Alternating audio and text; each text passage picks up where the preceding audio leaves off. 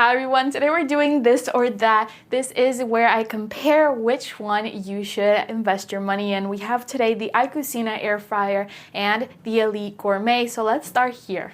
This right here is the Elite Gourmet 23-liter air fryer. So it's definitely one of the biggest air fryers I've seen out there in the market. You have so many different functions, including fries, fish, vegetables, meat, chicken, and more, and different fan speeds as well. As you can see, you can alter that. With this one, you alter the functions, and this one, you can change temperature and time. You also have an oven light, which leads us to the inside. So check out that double French doors. As you pull one or you close one, the other one comes with, which just makes it super sleek. You're also going to get an oven rack and some other accessories as well. Great for grilling, a tray to catch everything, and a slide out crumb tray. They thought of everything. It is sleek, and I think it's one of the best air fryers out there in the market. And there's different temperatures as you move on up. So the bottom is great for roasting cookies, the middle perfect for air fry, toast, bagel, baking, or pizza, and the top is awesome for broiling.